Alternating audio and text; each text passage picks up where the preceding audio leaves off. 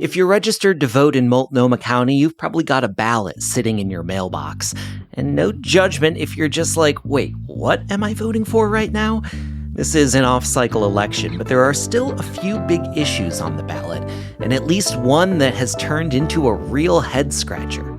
Today on CityCast Portland, we've got Willamette Week's Sophie Peel here with us to break down the big-ish races. It's Wednesday, May 10th. I'm John Notarianni, in for Claudia Meza, and this is what Portland's talking about. Sophie, thanks for coming back. Yeah, thanks for having me. So one of the races on this ballot took a very unexpected turn in the last week or so. Candidate Derek Peterson, he had been in the race for Portland Public School Board, then he dropped out, then he might have undropped out and be back. What's going on here? Well, no one really knows. So last week, Derek Peterson, like you said that if he were elected to the school board, he would resign immediately over his ties, and it's still a little unclear just how tied he is to this church, but over his ties to a Christian nationalist church. And so, he had put out a big resignation statement. He had basically wiped his campaign website and put out this statement saying it's taking a toll on my family, the media scrutiny. I think it's the best thing for me to do to basically resign from this race. But then over the weekend, I had received information from a current school board member who had said, hey, look at this text Derek Peterson sent me on Friday night that said, if elected, I will serve out my term. So, over the next 24 hours, I texted Derek Peterson. We called him. We emailed him. We did everything we could to get in touch with him. And he just never got back to us. And I think the Oregonian this week had the same issue as us, is no one's really heard from Derek Peterson. But we know he sent that text to a current school board member saying he would serve out his term. And two, his campaign website is back up, and there's no mention of any resignation statement. So I think it's fair to say everyone's very confused as to what's going to happen here. It's very bizarre. Yeah, and I should say we're talking on Monday afternoon, so I guess it's possible that by the time this gets to listeners, something could have changed. But he had been in a race where he was running against one other candidate, Patty Sullivan. It looked like Peterson was dropping out, so that was going to be an unopposed race. At this point, we don't really know, but taking a step back, what's at stake with the Portland Public Schools and the school board right now in general? Yeah, I mean, Portland Public Schools, it's the biggest school district in the state. We have declining enrollment, which I think is a huge concern for the city right now, and for parents and for kids. And our test scores, they sort of go up and down a little bit, but I think our recent test scores are a little bit concerning too. And there's always the issue of equity. We know our Black and brown kids consistently have lower test scores and lower graduation rates. Even if they've gotten a little bit better over the years, they still have lower rates of graduation and lower test scores than their white counterparts. So that's always been an issue. And we also have this issue of certain schools being underfunded, and they just don't have the same resources that our whiter, more affluent schools have. I mean, that's not specific to Portland Public Schools. I mean, that's everywhere, but I think that disparity might be a little bit clearer within city bounds. Looking at the other competitive race, though, Multnomah County Commissioner, District 3, and this is only going to be on the ballot for a certain chunk of people who live in Southeast Portland. Not everybody's going to be seeing this race. And it is to fill the seat that Jessica Vega Peterson vacated because she became county chair last November. Congratulations. I feel like we talk a lot about city council, but I don't think that we talk as much about the county commission. But it's really important, right? It is, and I would argue that it's almost more important than city council, and I think most of that power rests with the chair. I mean, the chair has pretty much unilateral decision on what goes into their ginormous budget every year. The chair has the majority of control over the Joint Office of Homeless Services, which of course is the agency that oversees how we try to combat homelessness and how we try to house people. So the chair in particular of the county has just enormous power about how we sort of shepherd our resources. And we've got a lot of resources right now with, a variety of ballot measures that we've passed that have placed taxes on high income earners. And I think our decision, so let me back up a little bit. The two candidates of note are Ana Del Rocio, who is a young, Hmm. woman of color. She's a mother of two. She was the executive director of a nonprofit that trained political candidates of color. She worked for a time as a policy advisor to Chair Peterson when she wasn't chair, and then also served for a short time on the David Douglas School Board.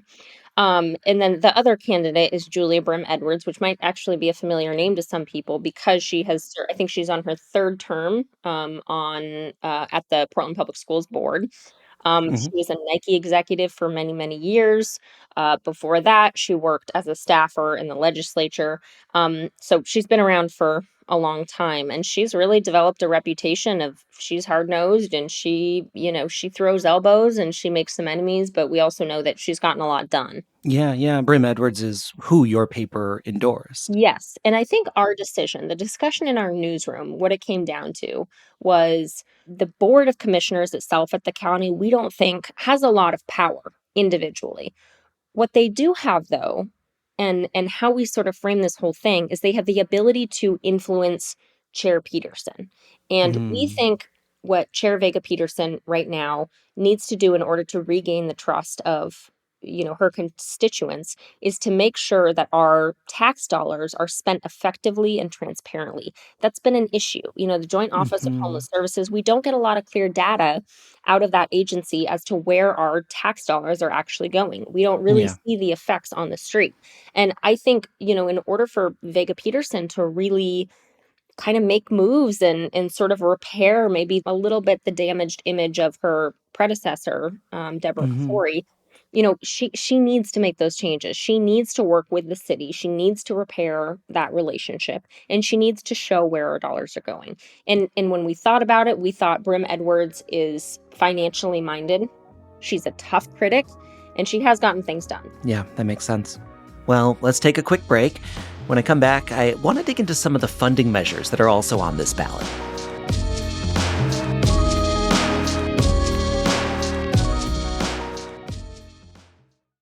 Well, there are also two funding measures on the ballot. Let's talk about Measure 26238. I feel like already we might be losing people when we put those numbers out there. But it's about funding eviction relief services and legal representation for tenants. How would that work? And your paper wasn't super hot on this idea. Why not? Yeah, so this is a ballot measure that would place a 0.75% tax on any sales of assets like bonds, stocks, businesses, and residential homes. And it's slated to raise about 12 to 13 million annually, so quite a bit of money. It would be used to provide legal services for anyone and everyone in Multnomah County facing an eviction. We didn't endorse this measure for a number of reasons. First, we think it was really sloppily written. There are no carve outs for home sales. And there are a lot of senior retired, people in Multnomah County who own a home. And if they were to sell that home, they would be subject to this tax. And, there are a lot of homeowners too in this city that are low income earners or on Social Security or are retired or on disability. And this whole tax, why it was passed, is it was supposed to target high income earners. It was supposed Hmm. to, target the top 1%.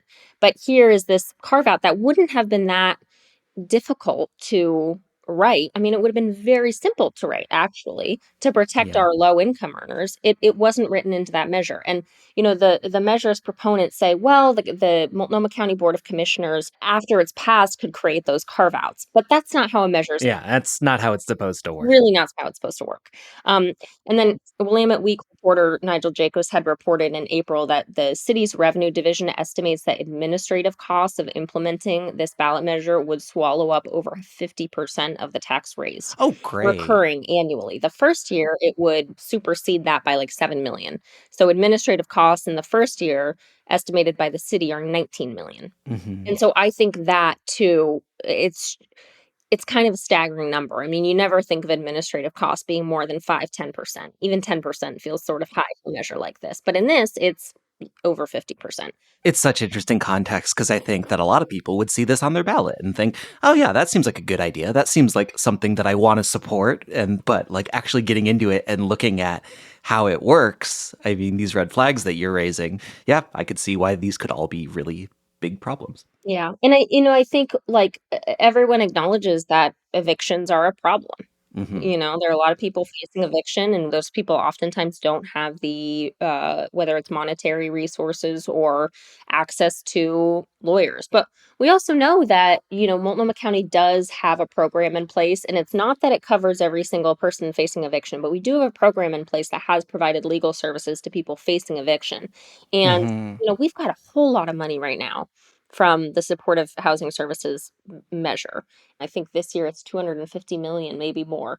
If we just put 5 more million towards our eviction prevention program, we could do what Hmm. the tax did with significantly probably less administrative costs. You're just fixing problems, Sophie, left and right. I'm not, but thank you for giving me that credit.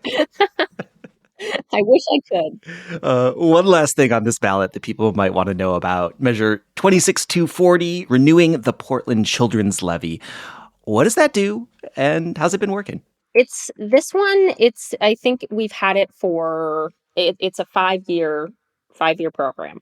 Hmm. And it's seen as a really great funding mechanism. I mean, there was when we first passed it in 2002, I think William Week actually, I was just looking back at our endorsement, we had expressed some skepticism about it. Yeah, yeah. But fast forward 20 years, and I think it's sort of a humdinger. I mean, it is administrated really well. It works really well. We see the effects of it.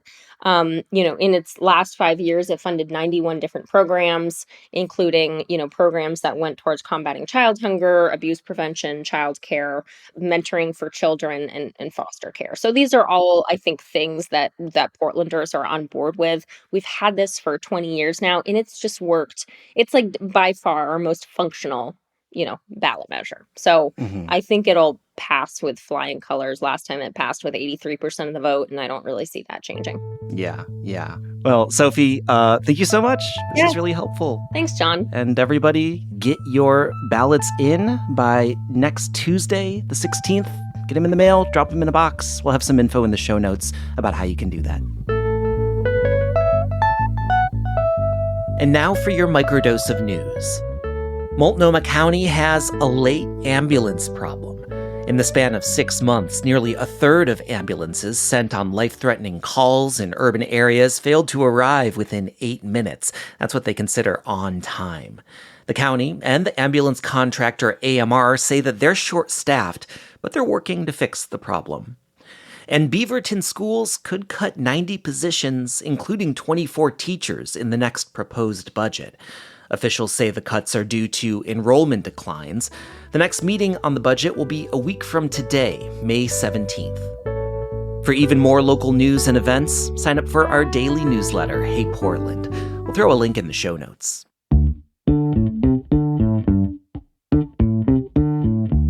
Well, that's all for today here on CityCast Portland. If you enjoyed the show, tell a friend about it or leave us a rating or a review.